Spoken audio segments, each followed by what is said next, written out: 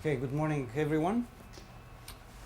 My name is Misko Cubrinovski, and my research and expertise is in geotechnical earthquake engineering, with specialty in liquefaction and its impacts on engineering structures and land. I wasn't sure what will be covered in this workshop, really, so I thought I will provide a sort of brief overview of liquefaction, especially impacts of liquefaction on buildings of the size we are talking about, and also maybe provide some sort of overview of geotechnical conditions, including seismical conditions in this area, because they are obviously quite relevant. The first thing is to realize the seismic reality. And here I plotted the earthquake sources of the maybe 4 or 6, if you like, major events that hit Christchurch since September 2010. This is the Greendale fault that produced the magnitude 7.1 earthquake in September. We've got the source of the February 22nd, the major event that produced really severe damage and loss of life, unfortunately. Then we've got a couple of earthquakes that happened on 13th of June. This is the projection of the fault on the surface, and then we've got a couple of aftershocks of magnitude 6 and 5.8 that happened on 23rd of December last year. And here, of course, we've got Christchurch and CBD. So the first thing to realize is the proximity of significant earthquakes with magnitude 7, 6.2, 6, and they're really within the city boundaries. Once you've got this kind of earthquakes of this magnitude, they are producing very strong ground motions. Since they are very close to the city, obviously we are dealing with very strong ground motions, and this is what we are designing for. So the first thing to realize is that this is the seismic reality. It's not good, but we can deal with it. But this has to be taken on board. Now, how strong are these earthquakes? Well, we are all aware of this massive earthquake that hit Japan last year on March. That was magnitude 9. So here I compared the earthquakes that hit Christchurch with the earthquake that was produced in Japan and was recorded in Tokyo. This was recorded in the Tokyo Bay area, what is shown here, in Urayasu. I picked up Urayasu for a simple reason, because it is located in the Tokyo Bay area, and more than 10,000 residential houses were affected by liquefaction, very severely, pretty much the same as we've got here in Christchurch. So there is some sort of relevance in this comparison. What I plotted here are the earthquakes recorded at the Botanical Garden in September, February, June. Notice in June we've got 2 earthquakes within a span of 80 minutes, and then December, same scenario, 2 earthquakes within a span of 80 minutes. The scale is the same, vertical and horizontal. This is the major event recorded in Urayasu on 11th March. It was followed by an aftershock about 30 minutes later. And the first thing you are going to notice is the huge accelerations that we've got during the February earthquake, which pretty much explains why we've got that much damage in that event. The second thing that you're noticing is actually, well, if you compare the September event with what we were getting in June or December, you do recognize that these events were also quite significant. They produced very severe ground motions as well. When you put all this together, it looks worse than this one, actually, because there is so much energy that was released within the city or close to the city, producing this kind of severe ground motions.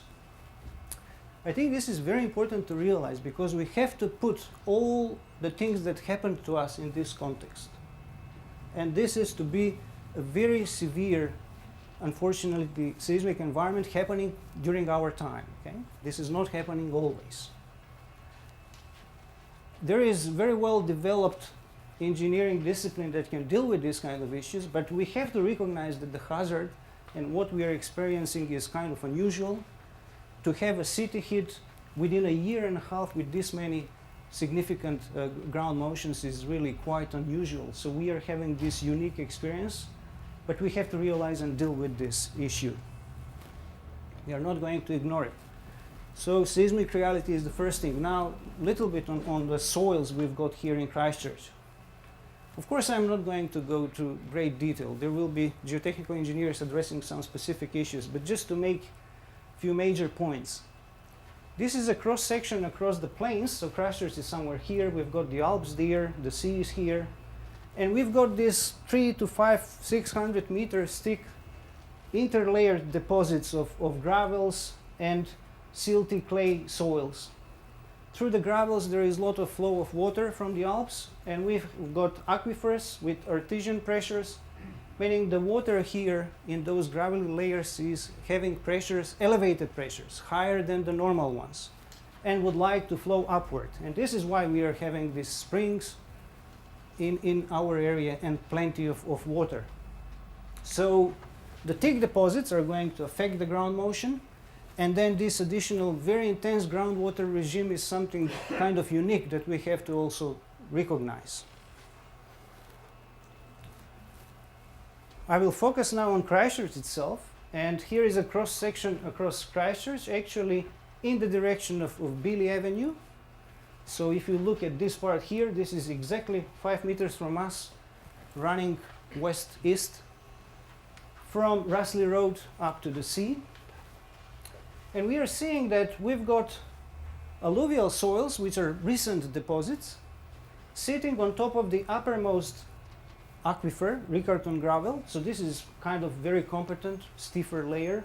And then we've got here a mixture of different soils, including sands, silts, little bit of peat, gravelly soils, really mixture with different thickness. 6-7 meters here, going to 20 meters beneath the CBD and going up to 40 meters close to the sea. And then we've got the water table, which is, if you take from CBD up to the sea, very close to the ground surface, 1 meter from the ground surface. So practically all of these recent alluvial soils are fully saturated.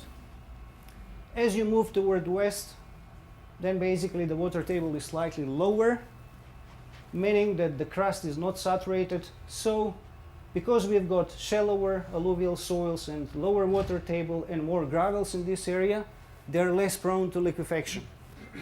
This is why majority of the liquefaction is happening here. The more susceptible soils to liquefaction, thicker deposits and fully saturated.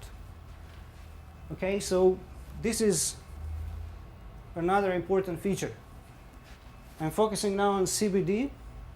And this is well-recognized condition from 20-30 years ago in Christchurch, extremely variable. So if you look think in terms of global variability, you recognize within CPD, the CBD itself, some significant global variability. There is no continuous layers, or when you have continuous, they're loose, medium sand, liquefiable. And then we've got some silty sands and peat in areas. And you really need to go quite deep to meet this very competent layer at 20-22 meters. There are some reasonably dense layers, but they are scattered around and not continuous quite often. This is a cross-section. This is now a plan view, and you see the same variability within the CBD. You have shallow gravels in this area, then soft silt and peat. If we are just thinking of what is the predominant soil in the top 7 to 8 meters depth, then shallow gravels here, soft silt and peat there, mainly sand here, and this is pretty much the area that was affected by liquefaction, particularly in the February earthquake, though it happened in other events as well. And the red color here is based on our zoning. What I would like to point out, this is kind of coinciding pretty well with what I was showing before in terms of the stream patterns and lower elevation of area, which makes sense.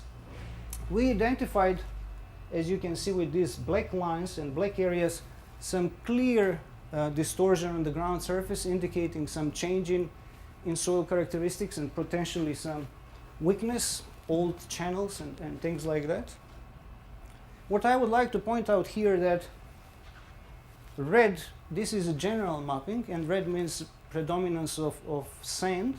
It doesn't imply that this point here and that point there have same liquefaction potential. There is huge difference even within this red zone area in terms of liquefaction potential and performance. But what I would like to point out is the large variability and presence of weaknesses that we better identify before we do anything else. Now, obviously, the area we are talking about on this workshop is somewhere here. Well, within that area, this is on Kilmore Street, if you like, we've done some more detailed investigations to understand this variability and to understand the strength of soils with respect to liquefaction. These are 3 CPT tests conducted to check the penetration resistance of soils, conducted at a distance of 5 meters apart, okay, very closely spaced.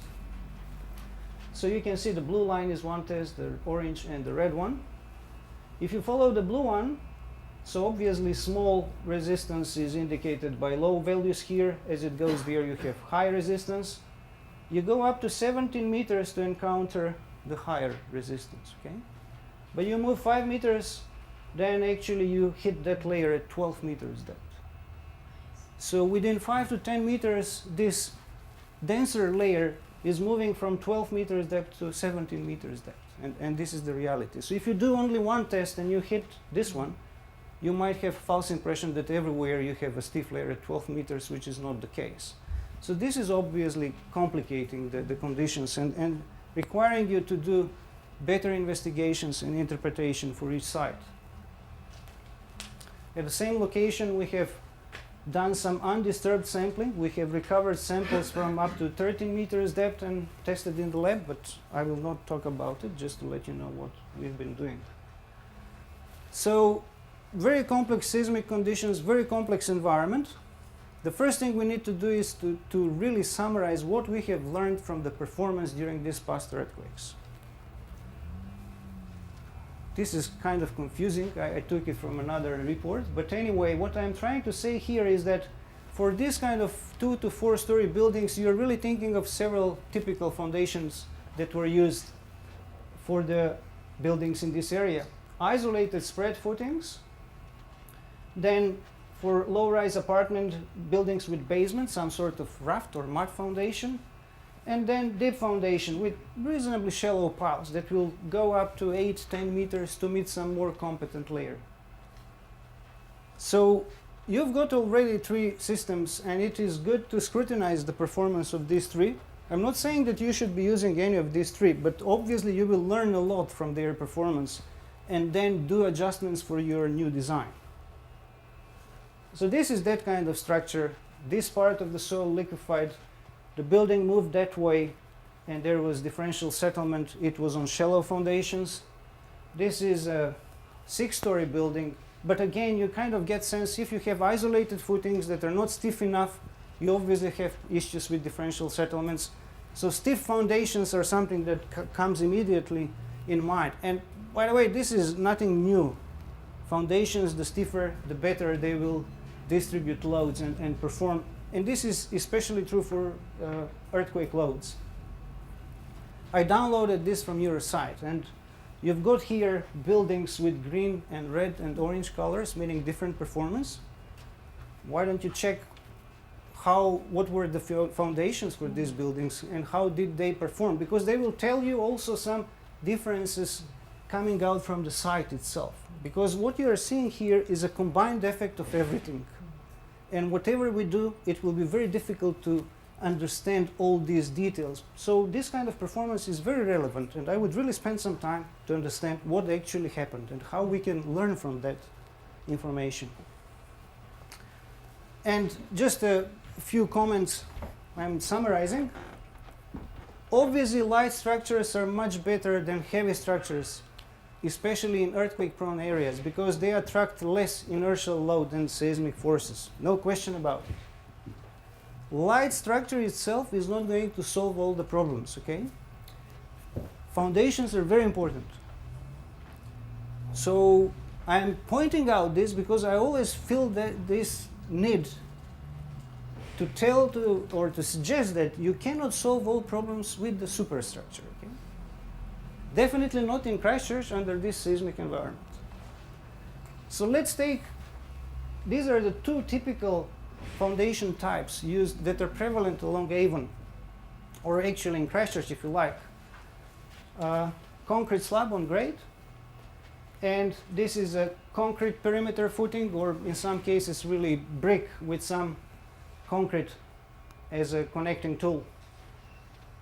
So we investigated on a very small size number of houses what was the performance of these two foundation types in areas that were hit by liquefaction. In the area that we were considering, the perimeter footings were really of very poor quality, not really reinforced concrete footings, but perimeter footings with brick or stone infills quite often. And we found that out of, let's say, 49 inspected houses, 80% of those actually had differential settlement greater than the allowable one according to the new DBH standards. And 50% had crack width greater than the allowable one, or which is going to be classified them as damaged foundations. So our conclusion was that the poor foundations of poor quality did not perform well irrespective of the liquefaction severity. Even in no liquefaction areas, they performed poorly. And the structure was light. It wasn't too heavy. The slab foundations, this is our result on slab foundations, where you have kind of measured slope indicating some tilt of the house, if you like, and this is the severity of liquefaction. And we found that even the current reinforced or slightly reinforced or unreinforced slab performed okay for no liquefaction or low manifestation of liquefaction. Once you've got moderate or severe or very severe, then obviously the performance was much worse. Again, my impression was that from a superstructure viewpoint, the houses performed really well. And in these cases, actually, the problem is due to the poor performance of the foundations, clearly. So in that sense, this is really telling you that light structure alone is not going to solve the problem. It is dramatically going to improve the performance, but you better have proper foundation even for that structure. So in summary, very severe seismic environment because of the close proximity, because of the fault's proximity and huge, very severe ground motions. Very complex foundation conditions with thick liquefiable soils or soft soils, which are again kind of a problem for high seismic loads. And we've got high global and local variability in the soils, which kind of requires a really special attention to be given to investigations and interpretation. In my view, good foundations are key to successful performance, whatever is your structure under the environment we've got. Very high seismic loads, very complex ground conditions. So this is the key. There are many options available, and I was glad to see here in the pamphlet actually some really good questions asking things. Maybe I would add one or two questions, or you can derive those from what I'm mentioning here. I think good seismic engineering is essential on top of good geotechnical engineering. You have to anticipate how the structure and the foundations are going to behave during strong earthquake for the conditions that you've got. Following the codes is maybe not good enough to get, but try more. Try to understand what is going to happen with this structure, and then your design is going to dramatically improve with insignificant increase in the cost. You have to define performance objectives. What do you want to achieve? Because they are really going to set the tone in terms of the type of design that you're going to adopt. And then I would identify 2 or 3, let's say, cost-effective ways, which are going to be different solutions, because we have some differences in structures, differences in soils, and then scrutinize the performance of those quite rigorously. I mean, do some tests, do some analysis. Why not dynamic analysis to see what does this mean? Because if we have 2 or 3 solutions, we can do that easily, and that will bring a lot of confidence and good information to designers to go then and do their own bit. Well, that was what I had in mind to start with. Thank you. Thanks, Misko. Any questions? Misko. Can I just ask a question about, Yes. we've got a multi-level soil, as you've explained. Yes. When you get earth movements, Are these moving at different speeds? Or do they behave in different ways? Because that's obviously going to affect foundations as well. They are behaving in a different way. So peat is going to be very different from the response that the liquefiable soil is developing, and that difference is in space and time. Within these 20 seconds, the soil is going to, all these layers are going to develop different response, but they're going to interact with each other and influence the response of the adjacent soil and the site as a whole. So in that sense, we really have to understand what does mean the presence of peat layer. I mean, this is still not something impossible. We just need to understand what does it mean if you have 8 meters of peat layer during this. What kind of displacements we are talking about. And that can be done relatively easily. It can be easily deduced for the level of shaking, what kind of lateral movements we should be expecting for the sides in this area. So even if you go down to the deeper, more stable levels, Yes. the levels above that are going to Yes. also have... There will be relative movement. So if you've got, let's say, 10 meters of soils have liquefied, and you are getting very strong earthquake, you should be expecting maybe 40 to 50 centimeters relative movement between the top of the layer and the base of the layer.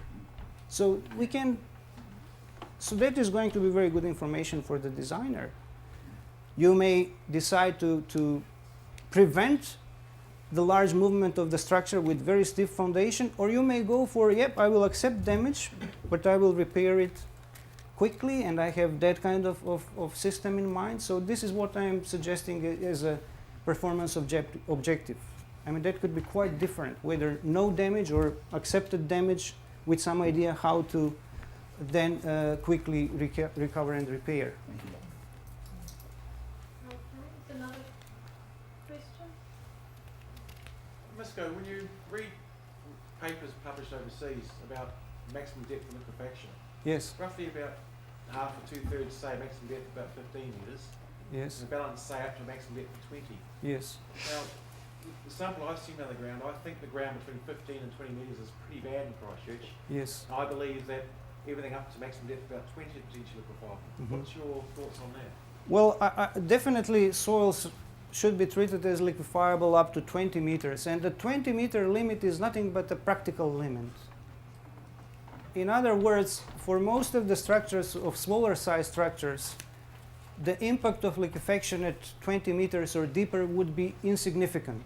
This is not, of course, referring to if you have huge high-rise building that is transferring loads up to 20 meters.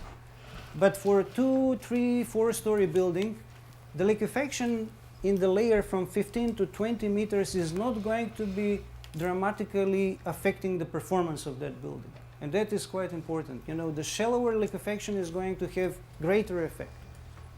It may liquefy, there will be some settlement, but that effect, the liquefaction from 15 to 20 meters depth, is going to be much less in terms of effect on the performance than, let's say, liquefaction from 2 to 7 meters depth.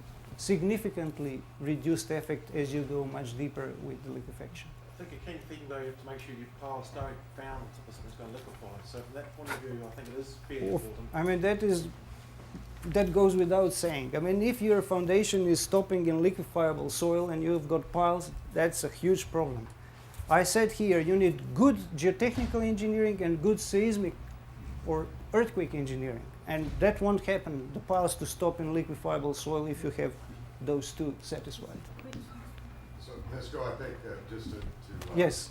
capture or move on from Tony's question, you're suggesting that for low-rise structures, it would be easier to float shallower ground treatment, you know, to accept what's going on deep. Well, and higher, greater, larger floated structures, much more affected by liquefaction. I think that is certainly the case, that for lighter structures, if you have improved ground up to 10, 12 meters, that performance might be actually okay, Yeah. as you will find if you do some analysis. Yeah. Misko, can you just talk briefly about this phenomenon in town here where, you know, we do our predicted liquefaction settlements, and it seems like there's a lot of areas where what is predicted theoretically and what you actually see post-earthquake can be dramatically different. Yes. Yes, I can. And if you know what is the method used, it will be clear to everyone. all the liquefaction calculations are now calculated based on one method that was developed in the laboratory using clean sands. 1 or 2 sands in total, okay? And the method is practical and easy way to calculate settlements following a conventional procedure. It does not address variability in soils. When you have silty soils, when you have gravel on top or below, that is all going to change the way the soils are going to behave in the settlement. So I think we need to understand it is a preliminary method to get some idea about the level of settlement. It doesn't have the capacity to distinguish between the behavior of different soils.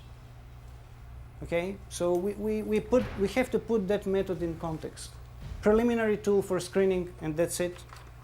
And I know that it provides quite often similar settlements in areas that are quite different, and that is not happening. So that is, I would say, a shortcoming of the method.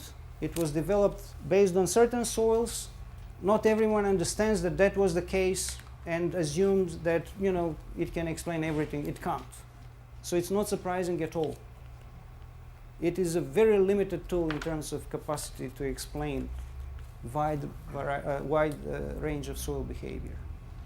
Would you, as a follow-up to that, would you think that in areas where there's significant expression of sand boils versus in areas where you don't see surface expression of sand ejected, that you get less settlement, all things being equal? I think that is a very valid point, and I've put really a lot of emphasis to try to quantify the deformations and the severity of liquefaction that we've got, because as I said, it incorporates and combines all the effects of different soils, groundwater regime, and etc. And that reflection is the first thing to take into account. I mean, if you've got a site with massive sand boils and you have, you know, 500 meters apart, a site without or with very few sand boils, the amount of settlement and ground distress has to be significantly different, dramatically different. So you have to take that information on board here, definitely. The first thing to do, I would say. Okay. Oh, one more. Misko, just wonder if you could touch on metal spreading in this area. Was there any tendency towards movement towards river? Yeah, sorry I didn't present that. Actually, we have conducted some spreading measurements within the CBD as well. It is much less than on the remaining part of Avon. I think we have identified, and you kind of know those locations where there was spreading reaching, let's say, between half a meter and a meter, but that was really an isolated area.